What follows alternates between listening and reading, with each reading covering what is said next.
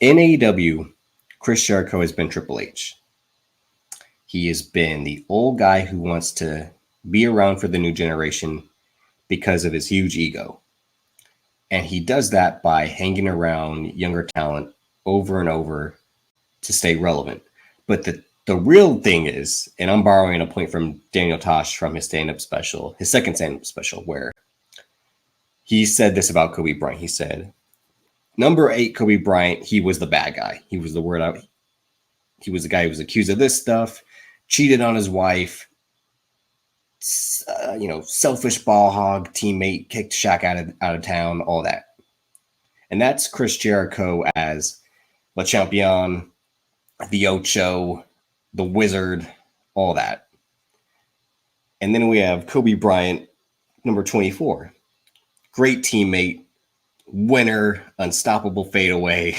Look at the Daniel Tosh, but he does it better than I am. But Daniel Tosh's whole point was, that's how people view Kobe Bryant. Number 8's the bad guy. Number 24 is the guy with the great work ethic. So Kobe Bryant, number 24, is Chris Jericho as the Lionheart. Remember when I was the guy who wrestled in New Japan, who wrestled in ECW, who could do this, but that was 30 fucking years ago.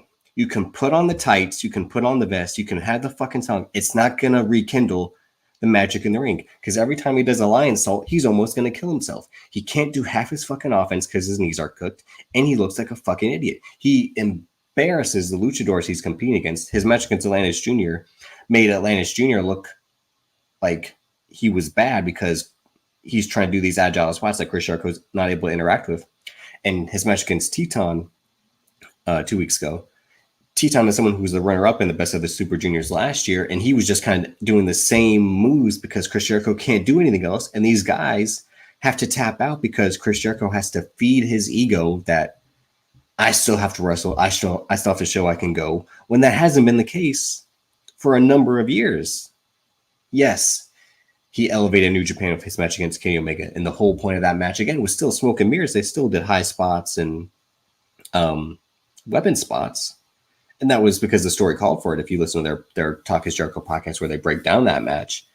But overall, Jericho can really turn it on once or twice a year. So for him to try to do this every week as the Lionheart, it's not working. And for him to go out there and try to say, I'm always about working over the young talent in AEW. I'm always about these guys and trying to, give them the confidence and the reps they need.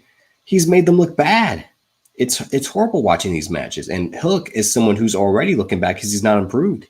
He hits his same 3 to 4 suplexes. He all his selling is bad.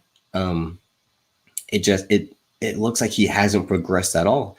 I was criticizing him the way I was criticizing Jade Cargill of, why are you there if you're not trying to improve? And I mean, there in terms of why are you on TV, like this, and this goes into my Tony Khan's a bad booker thing. Like, if you have so much stock behind these people because you see their look, you see their talent, you can't put them in situations where they look green off the bat. The whole point of Goldberg was, it was the late 90s and it was all about looks back then. Now, I mean, it's all about looks if you watch on NXT. That's a whole other conversation. But Chris Jericho thinking that he's going to make Hook look good, it's not going to happen because, again, this is Chris Jericho in 2024. If this was 2004 Chris Jericho, I'd believe it. Even 2014 Chris Jericho, I'd believe it. But not this guy at this age in his life where he's just a shell of himself. And again, all because he probably has personal stuff he's not trying to deal with. As we'll allude to online, I know if you watch All Elite with Keeks, she keeps telling that man to either divorce his wife or just go home and deal with it. But still, he made Khan and Toa Leona look bad. And a lot of Toa Leona's offense is just to run the ropes and run over the ropes and come back in the ring like the typical Samoan Savage. And I'm like, it's even worse in this match because Chris Jericho doesn't want to just get hit by this guy. And Khan is someone who has talent and was forced to carry the workload against Hook and Chris Jericho, which is, and their ring gear.